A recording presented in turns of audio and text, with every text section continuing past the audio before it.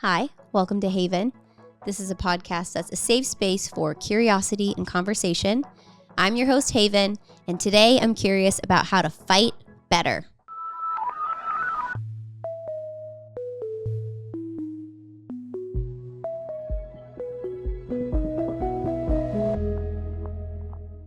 How to fight better. So conflict is all around us. It's pretty inevitable. So how do we engage with it in a way that draws us closer to other people instead of pushing us away from one another? And that's what I'm curious about today. But before we even jump into that, I want to say welcome to season 3. You may have noticed that I changed out the podcast cover photo. If you follow me on socials, you'll see slightly changed branding and colors. My website got a facelift. I just really wanted it to feel new and fresh coming into this season 3 together.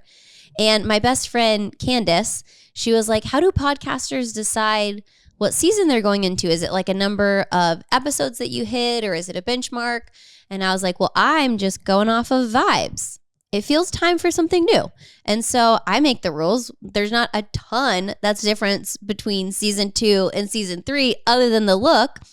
But I'm also going to take a little bit of a different focus going into season 3. So I did a poll of many of you listeners, and I was saying, what are you listening to this for? Like, what are you coming here to glean from or learn or ask? And there was a resounding want to hear more about marriage and to hear more about parenting and sibling dynamics and the grandparent relationship. And so it seemed like there was this resounding, unified want to hear more about relationships. So my entire season 3, the whole arc, is going to be about relationships. And I'm really excited because you can turn that over every which way. There's so many different facets to relationships, so many different types of dynamics. And so I wanted to kick off season 3 by bringing, also from that poll, you guys had the top request of my recurring guest to be my wonderful husband, Aaron. So without further ado, please welcome my guest for the first episode of season 3, my husband, Aaron. Oh, wow. Hi, honey. What do you see in me? I'm just kidding. This is, it's really great to be here. I'm so glad you're here. What do I see in you? That exact kind of weird left turn of an intro. That's my favorite thing about you. Just keep it spicy. Spice things up. Well, speaking of spicy, we're talking about conflict today. That is especially spicy and prickly. I know. Cactus. So you ready to go into it? Let's get into it. Let's get right into it. My first question is, what is your favorite fight that we've ever had? My favorite fight that we've ever had. Oh, this is tough because we've had so many. Okay. Yeah. Is it like favorite fight from this month or like all time? Yeah. Recent fight or? No, all time. Because mine is from way, way back that I will be sharing. I mean, honestly, one of my favorite fights is when we've kind of like raged at each other. Like when we're like fully flooded. I can't remember specifically. And that's the funny thing about conflict is that what were we even fighting about? That's the most vague part. It's hard to remember. I'm going to sound really demented when I say this, but my favorite fight probably was we were hanging out with some friends and we were like cooking or something and they needed something. So like, oh, we'll go to the store. And so we went off on our own. I remember, wasn't it like eggs or something? And we just needed eggs. If they're listening, they'll probably know exactly. It was awkward for everyone. Super awkward. But in that moment, why it's my favorite fight is it really revealed that we cannot have any serious discussions in the car. Well, you have to paint the picture. Anything. What happened in that fight? Okay. I'll back it up from the beginning. Basically, we were going off to get eggs, and I think you just wanted to get in and out or something, and I wanted to go in together. Was that it? I don't even see. That's the point. I don't even remember what the fight was about. I just remember that we were supposed to get eggs. You wanted me to get something else, and I didn't. That's what it was. There was something else that was on the list that you're like, just get it. And then I'm like, no, we're just going to get the eggs because otherwise it's just going to sit in the car. I'll get it later. Unforgivable. And you were mad at me that I didn't do what you asked me to do. And I was mad at you that you asked me to do something that I didn't want to do. And then it turned into like a what's the term when there's like you're locked in and no one is just like gridlock, like gridlock. Like we were just like really grappled in the fight, and like no, we couldn't take any turns in any direction to shift it. Eventually, and we were like awkwardly like 20 minutes. Like the grocery store was right down the street. It was way too long of a trip for just a carton of eggs. And then it's the worst when you're like still mid fight and you have to go to like a dinner party, because then we went in and like the vibes had changed. Like our vibe was not a vibe. No, and we were mad at each other, and you can't hold anything. I can just kind of compartmentalize, but you pretend. Are so obvious. I'm like, please, like everyone doesn't have to know that we had a fight, and you cannot hold it in. Mm-hmm. And that made me even more mad because she was faking it the whole time. That I wouldn't say faking. I just put it to the side. You were acting like nothing was the matter, and it infuriated me even more. So then you made it more obvious there was something the matter, and that made it worse. And so it was my favorite fight because it was probably the most awkward fight we have ever had, because most of the time we have conflict, it's just between us. There's no one like around to experience it. And we can handle things that way. But in this case, it was kind of like I could not hide it. And so I was just very mad, fuming. And we worked through it. But why it was my favorite fight, really, as I mentioned earlier, is like it revealed that, we can't really have any productive conversations in the car. The car is like this prison of emotion, and you're moving. It's dangerous to be distracted like that, or heightened, heated like that in the car, because you like, I'm so mad at you, but I also have to take care of you. Like I'm so mad, but I have to like make sure we don't crash. And it feels like we're crashing on the inside. And so that's lose-lose. Probably, that's my favorite lose-lose, really bad fight. What about you? What's your favorite fight? I don't know what's my favorite, but it's like imprinted in my brain. It's before we had healthy fighting boundaries, because we were still dating. And so we were like young, and sometimes we would get so flooded, and we never went so extreme. Like we never did like terrible name calling or anything like physical or whatever, but we also would get like pretty passionate. And I remember one time I was mad. We were at your house and it was late at night, and I was like, I'm storming off. So I went and I was so mad, and I got in my car, and then I pulled out, and then you stood in front of the car. And it was like this. I remember seeing it in my car, being like, I don't know what to do. I'm not going to run over this person, but I'm so mad. And it was like, I then rolled down the window and started yelling. And we just aren't like insanely public fighters, but it was a public in the street fight. And I remember your cousin he was in the house, and like I remember he saw that, and I just was like embarrassed that he saw it, but I was so mad that we couldn't do it. And it just felt like this, I could tell in my brain, like I probably won't do this type of fight again, but it feels pretty good to be this angry girlfriend trying to drive off, and you're trying to stand there and be like, no, let's talk it out, and you're fighting for us. And I loved that you were like fighting for me and pursuing me and not letting me just go. In my mind, it was like The Notebook. Like I was like really standing up for us and whatever, but then it did not look like that. Well, actually in my head, it did feel like that, where I was like, oh, he's fighting for us. Like he's not just going to let me go away. He's wanting us to resolve, but I'm so mad, but I kind of like being pursued. I think I was also just embarrassed that like it was so like people we knew were watching it, because I remember one time your cousin was like, yeah, man, you guys really had it out the other night. And I was like, ugh. So it was a weird mix of like, oh, this feels like really fun and dramatic, but also I probably won't do it again, because I know this isn't really good for us or that healthy, even though it feels so wrong, but so right. You have had a few moments like that where, and I don't really know what to make of it, because it sounds a little diabolical, but really what I think you were doing in that moment is testing the boundary and seeing, what. But the fact that you knew it was crossing a boundary, but then you're like, I guess this is the only time I get to do this. You had another time when you did that. You were really mad at me for something. This is my second favorite fight. I knew what you were about to say, and it's my second favorite. I was holding a boundary to Haven, and I said, no, I'm not going to go there with you on this. And she stormed off. I was in the bedroom. She stormed off into our living room. I had my whole like little studio situation with my speakers and synthesizers, and like everything was all patched in, ready to go, like so I could make music, I had my flow down. You take forever to make every single dial right. That was just one thing, but I'm painting the picture for our listeners of how the modular synth, yes, there's a lot in there. I had a very nice patch going, and basically Haven removed every single cable from that, which is not that big of a deal because that's the sort of the nature of the game. But not only that, she removed every cable from everything.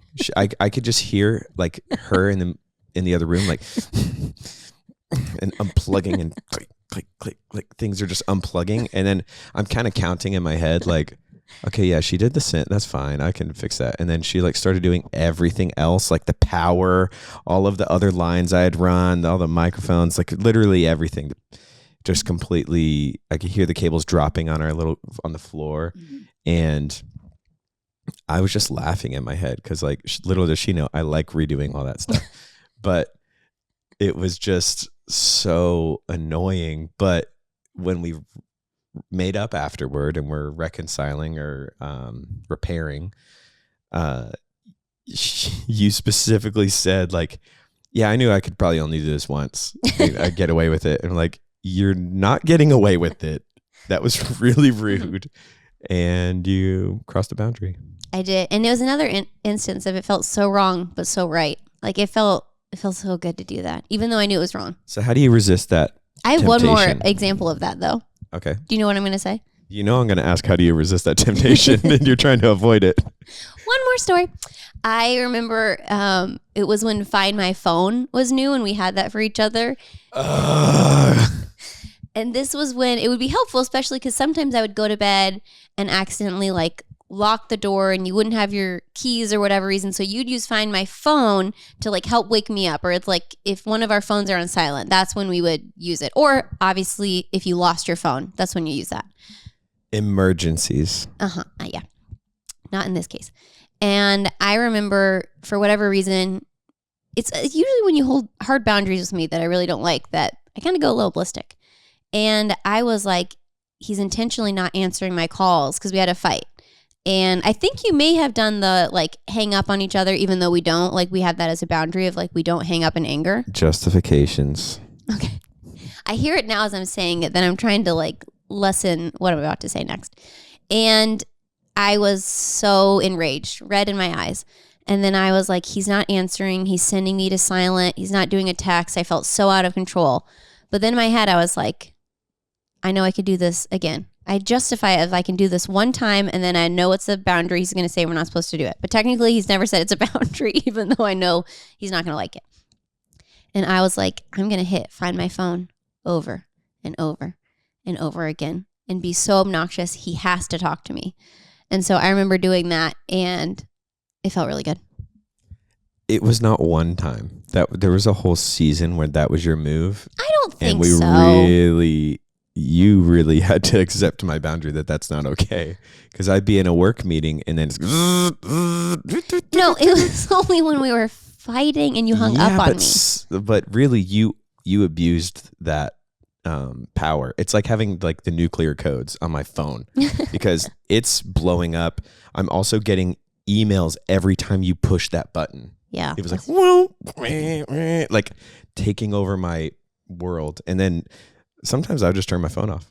Oh yeah, or you would do. Okay, I guess I don't need this phone. You found the hack of turning your phone off for airplane mode, and then I was like, this isn't going to work anymore. So yes. But anyways, your question. See, this is our problem. What was my question? How do I resist? I forget sometimes doing that. What my problem was with you, and then we just move on. Another helpful tactic. But no, I'm kidding. Okay. Yeah. What? How do you resist the urge to cross the boundary when you know you're like a pioneer in conflict? Because there's conflicts we've had before, and we've established boundaries that say, no, don't talk to me that way. Don't mention this, triggering here, whatever it is. I have that with you. It's how we create a pattern for boundaries so that we can not offend each other or hurt each other in a lot of ways. Mm-hmm. You have this wonderful ability to pioneer new frontiers for boundaries crossing that I cannot explain it any other way than you're just like on the Oregon Trail, like, oop, I got bit by a snake now. Like, like. I think I think I'm getting it. especially see it in our son. If I'm just so stubborn, or if you say no there, then I'm just going to find 8 other inroads to try and get my way. But you hold so firm that it doesn't work. But then I kept trying to see, what if I try it this way? Or what if I do this way? Or technically he didn't say this. And what if I do that? The technically is super dangerous. Technically, this won't hurt his feelings. That's not true, man. Doesn't work like Technically, that. he's never told me not to say this. Like at one point, man, I mean, we've said some bad things to each other. You called me a coward one time. And like, then, like, yeah, there's a boundary there. Don't say that to me. That's not true. And it's first, obviously, we have boundaries about name calling and those kind of things. Like, then you're like, you're acting like a coward. It's like a way around it. You're not calling me a coward, but you're saying I'm acting like it. You're like, even when you whittle it down like that. It was wrong. I'm going to say directly to the camera. Technically, you didn't say it, but it's still the wrong language. I was wrong. So the important thing about how we've interacted with each other is we've learned how to forgive each other. Because I know that's not, I don't see you just as you are or how you were. I see who you are growing to become and who you want to be as well. Like who you want to be is very important to how we interact with each other. Because I want to be the best husband I can for you. And to do that, I have to, there's a sliding scale upward to like, there's choices I can make to become that person. And I'll never reach the final point of that. And that's not the point. The point is being on this journey of marriage together with you as we have conflict, as we fight, as we break through walls with each other. Like, well, break through walls is not the right way to say it. Not physically. As we create boundaries, it actually helps us draw closer to one another. It's more like we're building something and the boundaries are kind of scaffolding to get to the next level of intimacy with each other. I love the turnaround of that. You're totally right. But I think also going back to your initial question of like, how do I resist that? Like, what is that? Because I also have this one personal theory that I think every relationship, there's one person who's like a saint, which is you. You're very pure of heart. Thank you. Very kind. Very, like, even that was such a beautiful way to reframe when I cross a boundary. And then I think there's one person who is a little spicy, who has a little bit of teeth, who maybe is like the one who has a great read on people, but uses the saint person to be like, but am I being too harsh or am I reading that wrong? And so I don't think I'm as much a saint as I have lived through some really tough things. That's what a saint would say. A saint would never say they're a saint. They would be like, no, I'm just human and I've experienced life. Maybe I don't know anything about the Catholic faith or anything like that with actual saints and all of whatever that is. But what I do understand is that those people, they did things in their life. They overcame things, or they brought people together in a certain way, or they were provided for someone or created something, like created communities or churches or blessed people, whatever. And to be in that way, if I'm going to accept the compliment or the term, I just want to filter it through. Yeah, I wasn't always that way. Like I have teeth, I have a prickly side, I've got anger, I've got all those things. It's just how you choose to deal with it. And then at a certain point, you've made enough choices throughout your life that it becomes further from the other side.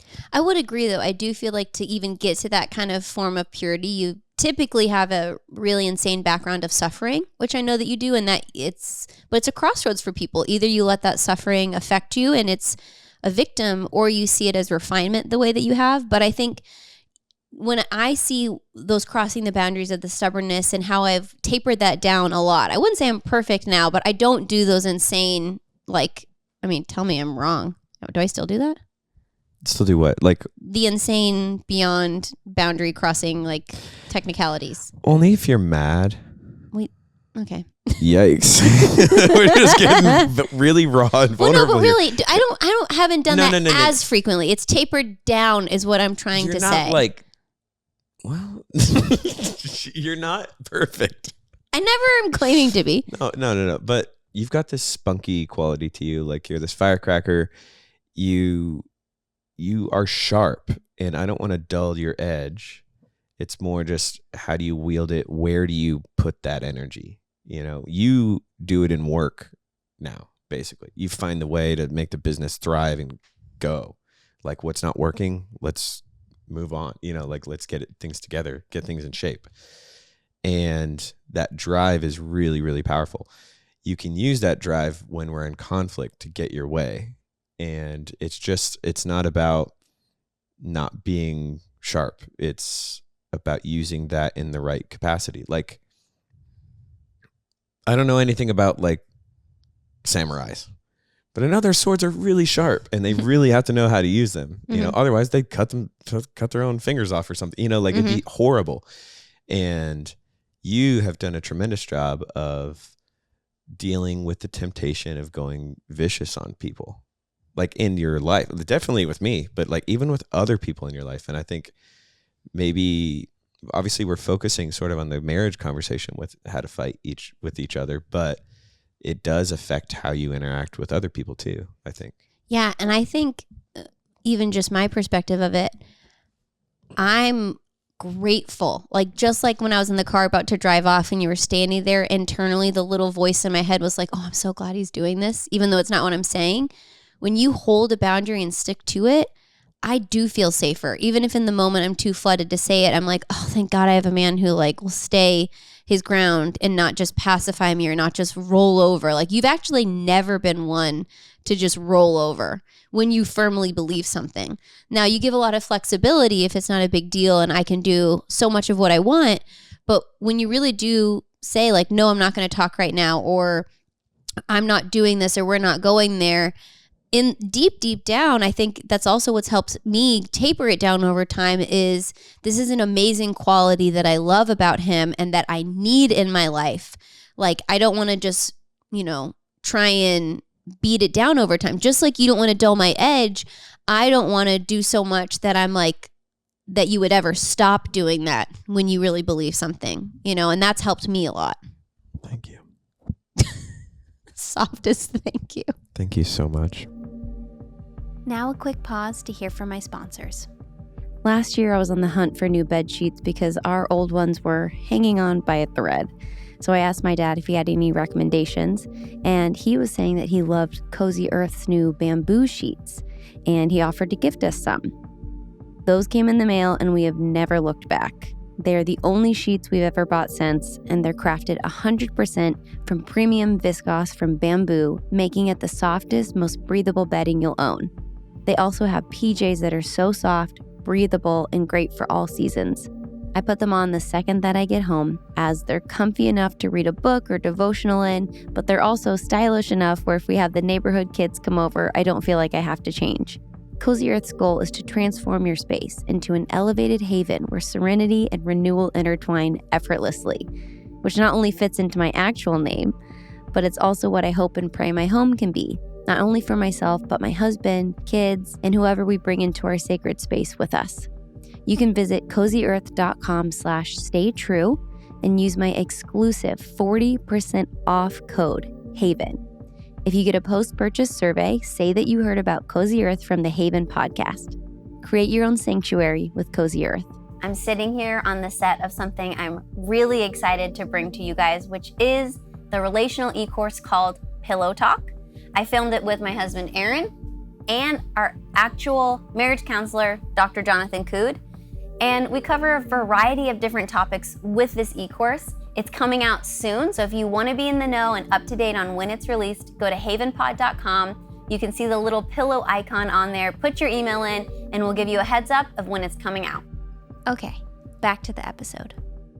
Whether you're married or not, or if you're in any kind of relationship, you're gonna experience conflict. Like, it just happens. Like, there's not like either you're avoiding the conflict or avoiding your wants or needs or desires or whatever it might be, or you're crashing into different ones with your partner. Like, you have to have a conflict to gain any kind of intimacy. And we just put together a course with our marriage counselor about conflict and how to fight better with this new platform you're launching called Pillow Talk.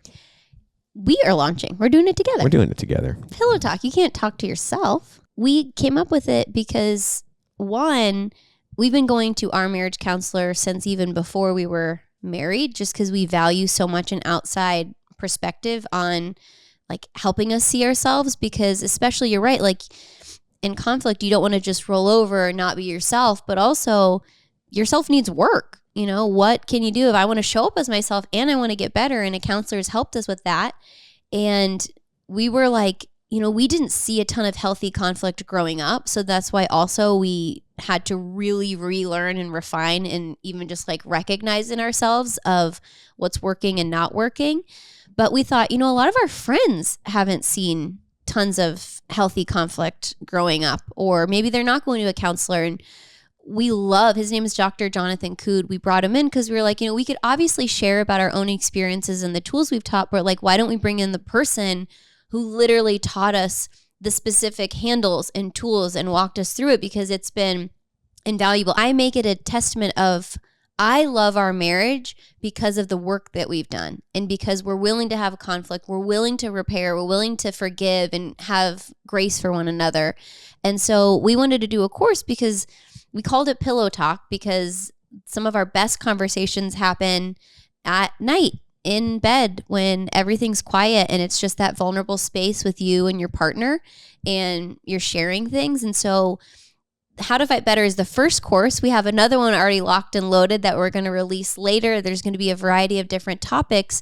But the reason we wanted to start with this one is because I think over time, conflict is what can corrode. Like, that's the piece. Like, you may have insane passion. You may love the other person. You may even be good friends. But if you can't fight well over time, that's going to cause resentment and bitterness and contempt and turning away from one another. So I felt like it was the most important topic to start with. And one of the clips that went viral on social media was when we were talking about the cure for defensiveness. And like, what is one of the cures for defensiveness? There's a lot, but one of them was find the truth in what the other person's saying. And that one really got so much traction and people really enjoyed that one. And then there was another one, which was the drive-through clip, where it's like, how do you express your needs? And it's this practice of pretending you're in a drive-through and one of you has the headset on, one of you's in the car.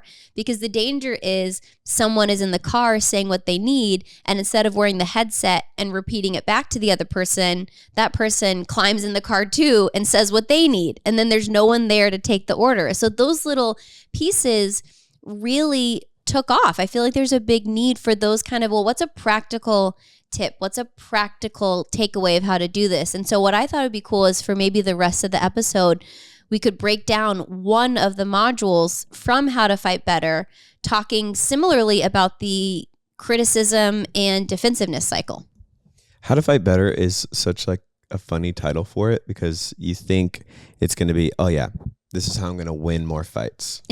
And really, by winning more fights, you figure out like what are the different styles. So, is it really a win-win situation or win-lose and all those things? But it's not about like conquering. It's how to fight better with your spouse, like how to connect in this way and better understand each other, so you don't have the abrasiveness of the conflict. Certain things happen, but one of my favorite things that we discussed in the course was from Dr. Jonathan Cude about that couples who are on their way to divorcing, basically, and healthy couples fight the same amount of time. It's just what is actually coming out of their mouths is very different. And so with those things like boundaries and what we'll get into now in the rest of the episode, there's some really practical things that we've sewn into the fabric of our marriage so that we don't head that direction at all. Like we have a healthier style of fighting that doesn't tear the other person down. It actually builds more intimacy with us and brings us closer together. I think you're right, because the course, as much as it is like, how can we preempt fights and how do we kind of lead into them better? But so much of fights are how do we handle it now that we're in one? Like, now that we're here, how do we respond? Like, how do I respond? So the criticism defensiveness cycle, one of the most kind of revolutionary to me examples that Dr. Cude was talking about was when you feel like someone's attacking you, like when you feel criticized and you get defensive, it's almost akin to someone shooting at you at war. Like if someone's shooting at you, there's a lot of different responses that you can do. And so you want to walk through those together? Let's do it. So the first and most obvious one is when someone's shooting at you, what would you do? I would hide, take cover, get out of there. Try and find some shield or protection. Right. And so the relational side of that is shutting down, silence, like icing the other person out. And that's the way I'm going to get defensive is, okay, well, I'm going to punish you and I'm going to be really quiet. That is not going to, you don't get any power over me. I'm just going to take cover and not respond to what feels like this criticism. But another one, maybe the second most obvious, is return fire. Like you're shooting at me, here comes my bazooka. Like I'm coming right for you. You found a better way, a more intense way to conflict. You had to upgrade to a bazooka. If you learned anything about our conflict styles. Well, I've got an airplane. Here comes the airstrike. But that one is, okay, well, I feel critical. I feel like you're criticizing me. I'm going to counter criticize and blame you. Like, okay, well, you did this to me and that's what upset me. And that's why I did this. And I'm thinking of how even in the first part of this episode, I was giving reasons of why I did that. And this is, I'm going to fight back and blame you. But there's other options. What else would you do if you're in the military and someone is shooting at you? Immediately call for backup. Yes. Like radio. Reinforcements. Who can help me with this? Yeah. And the relational side of that is I'm going to go around and get people on my side. I'm going to triangulate. I'm going to go to someone else. I'm going to say, can you believe that Aaron said this to me? It's so wrong, right? It was just so messed up. It's really bad when you do that with family. It's like, you talk to your mom or dad or whoever, then the other person is like evil in their eyes forever. That's danger 101. We could even sidebar on that of like if you're going to family about your issues with your spouse right now, they choose you. They love you. So eventually overall, if you resolve it and you forgive your spouse and you even go and like have makeup sex with your spouse, you are together. You're unified. You're good. Your family is just still mad at them. They didn't have any recovery. They didn't have any passionate reconnection. They just heard that someone hurt their precious baby girl or their super sweet precious baby boy. Their prince of a son. How dare she? And they're going to harbor that against your spouse. It is so dangerous to go outside of your relationship. And I'm not talking like go to a counselor, go to your therapist, even maybe bring in one best friend who is pro your marriage. That's the difference too, is that we were having dinner with someone, me and some girlfriends a couple weeks back. And she was like, yeah, I was going to this person, but they're not a big fan of my husband. And the girl and I who were at dinner looked at each other. We're like, that's a red flag.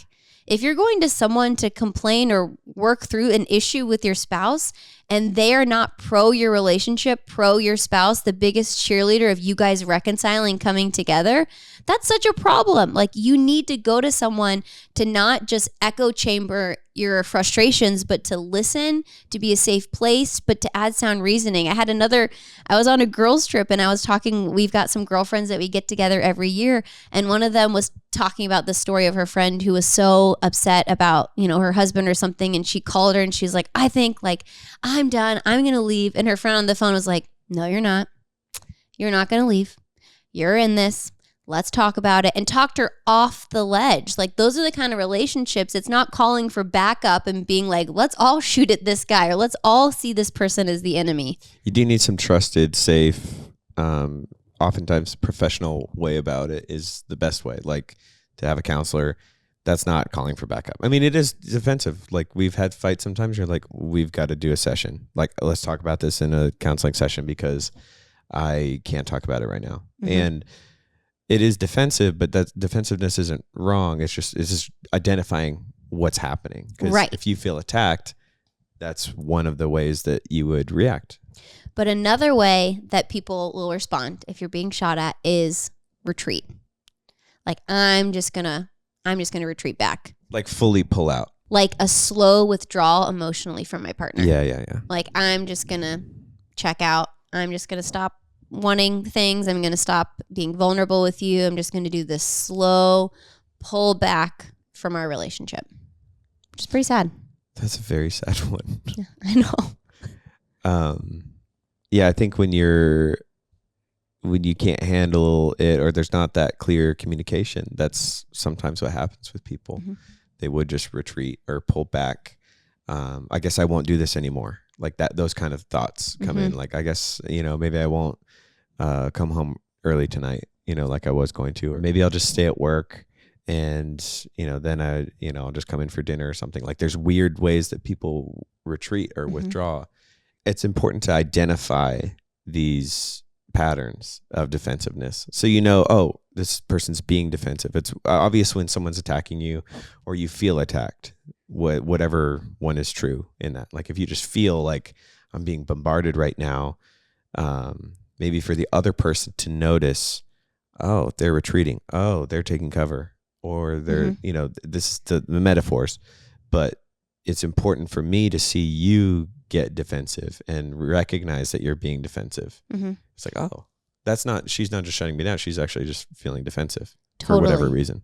And there was also one when we were doing this in the course. And I remember when Dr. Cude was trying to ask us of these examples, there was one that he was saying that we had left off because it never, ever, ever, ever crossed my mind. Is this to be an option if someone is shooting at you? And it's, you take the bullet. Like, you just open up, like, okay, the bullet's coming at me. It's just going to hit me. And what he was saying that one is that's when someone plays the victim. No responsibility. And that, like, is such a wild concept to me, of not only in the military, but also in the relational, but it's a very real defensive strategy that people do. Is it like martyrdom? Very much so. Yeah. It's just like, oh, well, yeah, of course, I'm doing this, and of course you'd fire at me, and it's going to hurt. And yeah, it could be that, or it could just be, I think too, like, if someone just doesn't have the same self-worth, like, that's, oh, yeah, I guess it really must be me, and that's a whole other kind of thing. Yeah, very much so. There's one more, right? Yeah. And that's to deflect the bullet. In the war analogy, you're being shot at, bing, the bullet bounces off of you and goes to this other direction, which is changing the subject in the conflict. And what that looks like relationally is if someone's like, hey, you were late, coming home tonight. I thought you were going to be home at 6 and now it's like 6:30. And the other person being like, oh yeah, I mean, maybe, hey, what's for dinner? Like, I'm really hungry.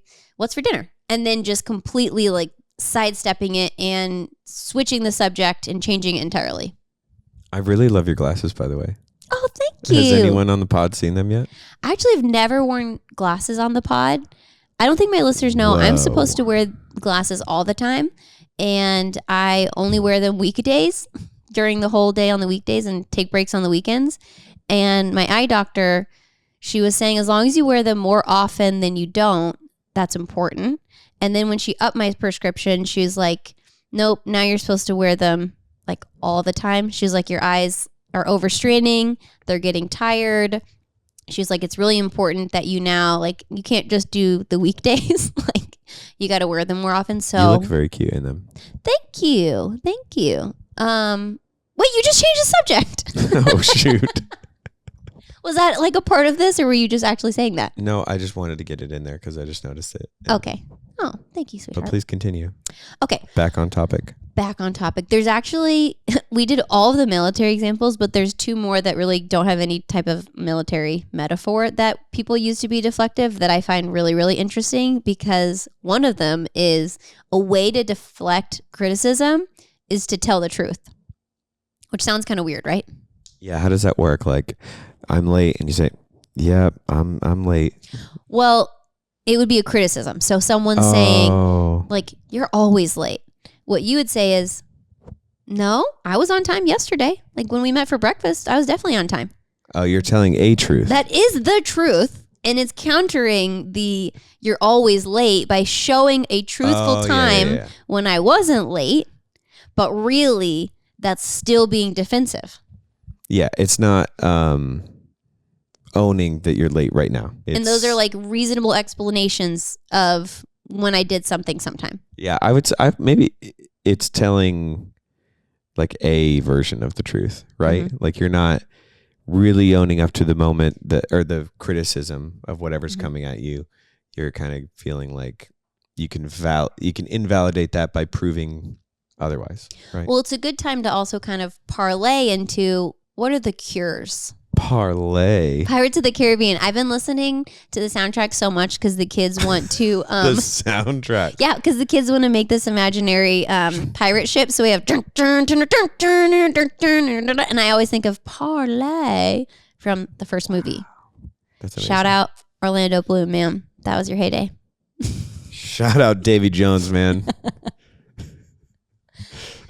Cure for defensiveness.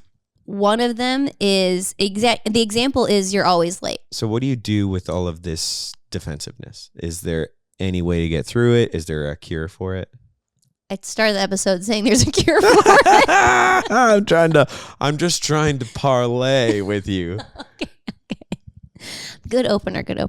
But yeah, there are multiple ones. And again, we learned all of these from our therapist because there's no way we would have ever come up with them on our own. But one of the cures is finding the right question, like not the why question. So you're always late.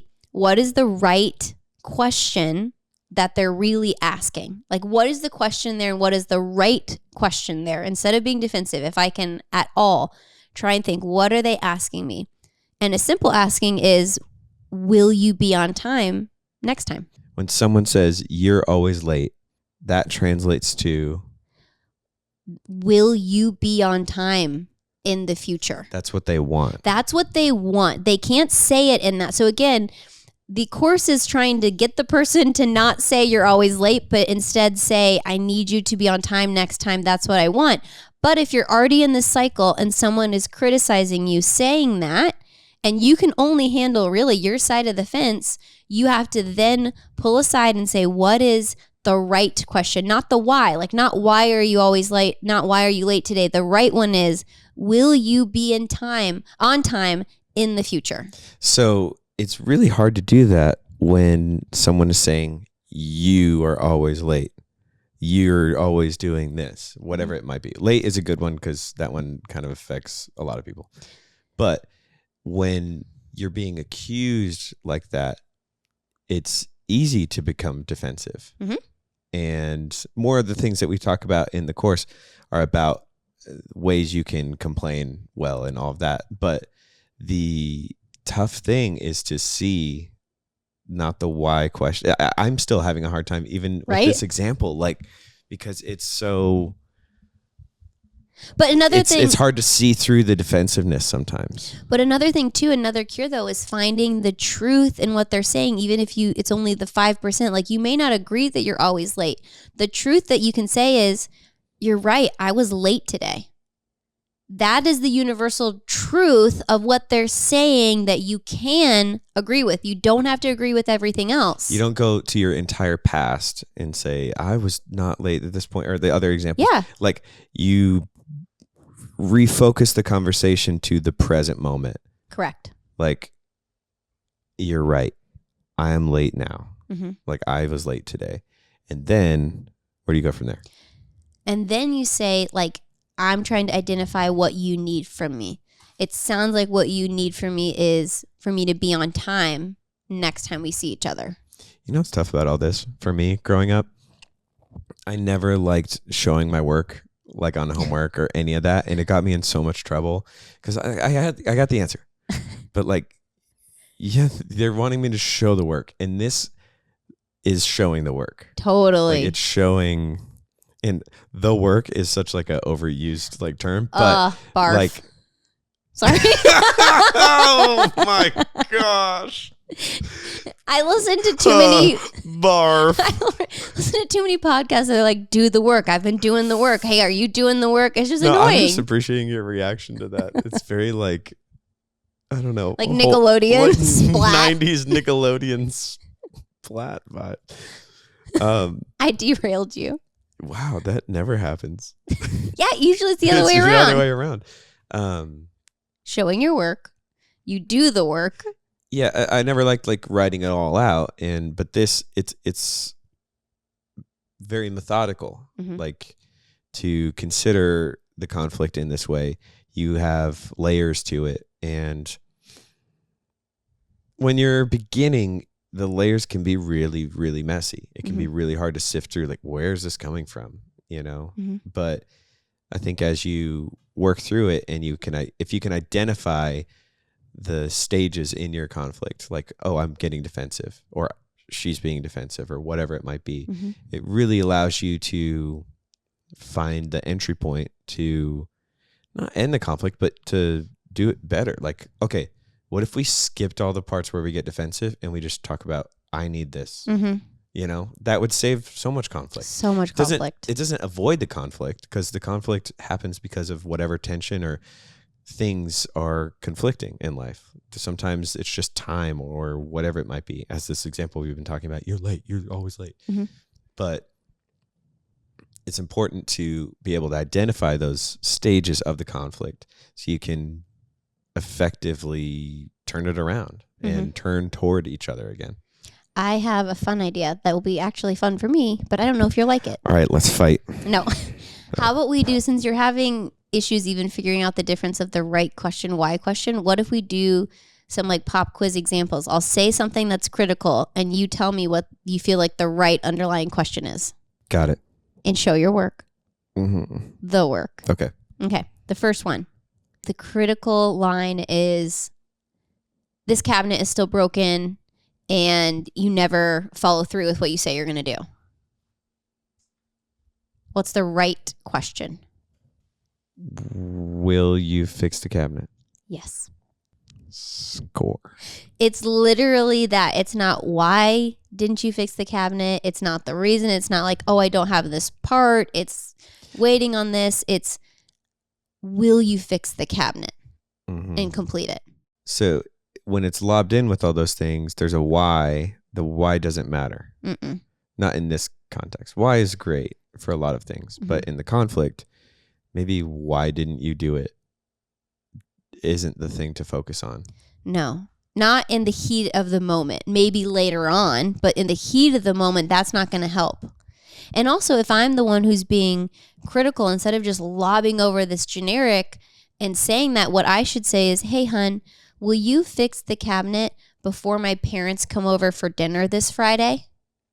That's the specific. It's not like you haven't fixed it, you never follow through. It's, what's my specific ask of you? That's the ultimate goal too, is to be able to identify that. There's a whole deep dive on criticism as well, but they go hand in hand, because there really is this criticism defensiveness cycle that we can find ourselves in. And early on in our relationship, it was very volatile. Like it would just spin us around and we could never break out of it and be able to hear each other's, or even be able to express our own needs, right?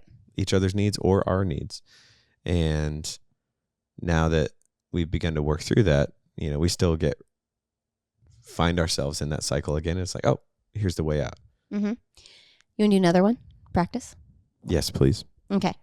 So this one is like, you're not even talking to me today. Like, why don't you even care about me? That's a criticism. What's the right question? The right question in that, what that person, not you, that fictional person needs is, will you connect with me now? Today. Will you connect with me through my love language? Maybe even will you connect with me every day? Because if they're saying today, it probably means they want some kind of connection, or there's some level that they need, right? And I think this is when it goes back and forth. If you're like, if that's the right question is, hey, it sounds like you'd like me to connect with you every day. What would that look like? And then it's constructive. Yeah. Then it's this person's responsibility to have not just general of like, well, I want you to make me feel cared for. What is that? A very specific example is, hey, when you get home from the day and you walk into our apartment, the first thing you do, will you come and give me a hug? That is something that you can then say, yes, I can do that. It's not like, yeah, of course I'm going to show you more love. Yeah, I'll connect with you every day. It's, what is a specific, tangible way? My love language is physical touch. That would make me feel loved. Someone else, maybe words of affirmation, would say, every day at noon, can you set a phone reminder? And at that time or around there when you're available, shoot me a text of one thing you love about me. That will make me feel connected to you. It has to be so specific. And some of us are like, what? I don't want to have to spoon feed how to love me. I don't want to have to jump that. But you're not a mind reader. No, I've fallen into that where like I want you to read my mind. Mm-hmm. And that's probably an insane thing to try to do. But I can't expect you to know everything that's going on in my mind, maybe ever. Like I really need to share my needs with you and my wants even. Like I need to communicate with you. Otherwise, you're not going to get it. And it's not like there's just someone out there for me who's my soulmate who like can read my mind. I don't think anyone can really do that. Some people can be really intuitive with one another, but it's how you build into that. We've built a lot in our relationship so that we're not reading each other's minds, but we are identifying each other's patterns or stepping in where there's an expressed need and filling it. And set each other up for success, for a win. Like I know what a win is for you. You know what a win is for me. Like why wouldn't I? I don't want to fail and not be there for you in the way that you need. So I'll ask, how can I help you today? You know, when there's times where both of us have stepped in as that nurturer in a relationship, that you will sometimes provide for me, like, hey, how can I help? I know it seems like you're really stressed out, or you're going through a crazy time, or I've done that with you. Like, how can I best support you while you're taking all this on at work or with the kids or whatever it is? Do you want to do one last question for me and see if I can do it? Yes. Let me think of one. Because we've talked about spending time. We've talked about, what's another aspect that people have conflict with? Someone being messy or someone being slow? I'm gonna go harder. Oh no. I would say you just don't understand me, or you don't know me. What would you respond to that? What is the right question? Well, give me a little bit more context, because that one, I've given you little layups like, oh, the cabinet, and then saying something, or you haven't talked to me, and then, so give me one lead in to help me get some teeth in here. It's a different kind of critique. This is a curveball. Okay. Like when we've had conflict, you and I, we literally have had this conflict where I feel this way, and so I say that phrase or the phrase like that, and it's very difficult. Is the right question that you would like to feel heard by me? And you would like me to suspend my own assumptions and judgments and just listen to what you have to say? Very close. Do you want to try again? No, I just want you to tell me. That was my guess. Okay, then yes, it would be, because if we're having the fight and I say that, you would have to figure it out in the moment, and it would lead to other conflict. And in our relationship, it has. Yes. You could ask me, like, could you elaborate? I think that would help in those kind of situations. And then I would say, like, probably I just want to spend more time with you. You know, I might catch myself in that moment and actually make it more like a want. Well, then I think also the truth in what you're saying that I can align with is you don't feel understood right now. Yes. That's the truth. There you go. That I can then attach to. We were using the wrong cure this whole time. Well, there's multiple you made ones. up this example, my man. I know, but way to go. Thank you. You're really using it. This is great. Okay. My second favorite fight is more fighting on the podcast. My second favorite fight is right now, publicly for everyone. No, but it's a good one. It hopefully will help anyone listening that this stuff is really practical and you can utilize it in real conflicts. It's not just all hypotheticals. Like, being late is one thing, but when there's other stuff on the line, it's important to use the tools. Dr. Cude would be so proud because I feel like we just figured that out. Usually he'd be on the side being like, well, try a different way, or why don't you ask in another way? We were trying to work that in real time. And sometimes yeah, there's other ways around. Like, as much of a pioneer as I was joking with you, I think I was dogging on you a little bit about how you're a pioneer in crossing boundaries that don't exist yet. Um, you are the same way in how you build. You're a pioneer in that way. It's whether I wield my samurai sword for good or for evil. Yes. Either you're chopping wood with it and building a house. I would never use a samurai sword for wood. I know. You might. If you had the choice, you'd be like, well, this one's supposed to go like, chop. And the saw is supposed to go like, I'm not dogging on you anymore. I'm so sorry. No, it's okay. I can take it because you're probably right. If I say probably. But I appreciate all the nuances and the quirks that you bring to our relationship. And when we fight and we flesh things out and work it out, it's really worth it. Thank you for the rebrand of saying I'm a pioneer of finding ways to break your boundaries to then just saying, well, you're quirky and spunky. Like, that's a really nice way to say that of my flaws. It's not a flaw. I think it's a gift.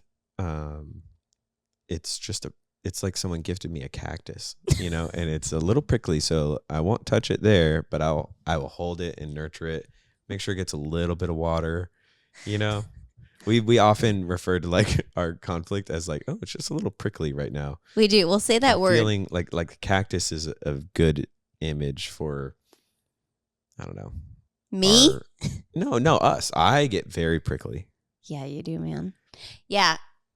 As pure of heart as you are, man, you're also a Gemini, and so you just switch it up. All of a sudden, you're super fun and playful, and then you're just pretty mean and naughty, and then it's like, oh my gosh, it hurt my feelings so bad. Yeah. Well, not like yikes. Kinky, just like naughty mean. Double yikes. What did you say earlier? Barf. Oh, this feels like a great place to end this episode.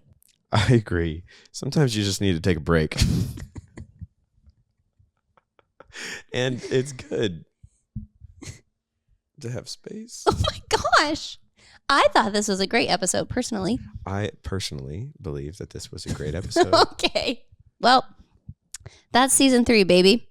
We have started it off, and this is the direction we're going now. Relationships. No turning back. Nope. I'm going to have Aaron for the first couple of episodes. So lucky you guys. And I hope you enjoyed this. If not, then you probably won't listen to the future ones because they're going to be a lot like this one. Really prickly. Thank you for listening. You can purchase Pillow Talk. It's out Valentine's Day. Join pillowtalk.com. Our first e-course is How to Fight Better. We literally did it with us, Dr. Jonathan Cude, because he is the expert. We are just a flawed couple who's trying to figure it out and ask some of the questions, but we're really, really proud of it. Those tools, like in all seriousness, have helped us so much. Each module, it's very bite-sized. None of the modules are longer than 15 minutes. They're all around 10 minutes. And there's 11 total with 2 bonus modules, depending on if you're in that stage of life. You have downloadable PDFs. They're about conversations. So Pillow Talk is all about giving you some facilitation tools to better know your partner. And so it's back and forth. It really is meant to be paused, taken in chunks. It's a great date night resource. Aaron and I used to have like a little book club together where we'd read the same book, each do the same chapter, and then talk about it. This is a great way to do that kind of concept of, hey, let's watch these 2 modules, and then at our date night, let's talk about them together. It's really helpful to kind of unearth some better discussions with you and your spouse. If you are striving for more intimacy in your relationship or just a better way to know one another, a really important thing is to take some time throughout your week to do something together. Haven mentioned the book club thing that we did. We were kind of overwhelmed when Haven got pregnant and just figuring out, okay, how are we going to start a family now? Or what does our family look like now that there will be a child in it? And we took the time to work together and read and learn and join together to enter this new chapter. Maybe for you, resolving conflict, working through conflict in a healthier way could be your next chapter. This is a really great resource to do that. And if you even take one of the videos per week, it can really impact you. It's a lot. You could think of it as a big time commitment, but if you break it up into chunks and smaller portions of time that you're spending together on it, it really can benefit your marriage very quickly that way. If you take it slow through the course, not trying to rush through it and get to know everything, but take it and begin to actually apply it. In bits and pieces over time. So much of this we've learned over 12 years of marriage. And so also give it enough time to marinate, digest, really set in and talk about it. But we're really excited. We're really, really proud of it. Join pillowtalk.com. You can get the first course, How to Fight Better. But for this episode of Haven, like, follow, subscribe, Spotify, Apple Podcasts, YouTube, wherever you get that and wherever you're listening. You can follow me on Instagram and TikTok at Haven the Podcast. We do little short form clips or Q&As. It's where I get a lot of the questions if I'm doing a specific topic I'm curious about. I really factor in what you guys submit on there and include it in episodes. So I'm looking forward to this new season about relationships. I'm so passionate about relationships. I'm so curious about relationships. We all are in them. And so what does it look like to kind of dive into one specific facet of it? So thank you. I'm excited for the new season, and we're just getting started.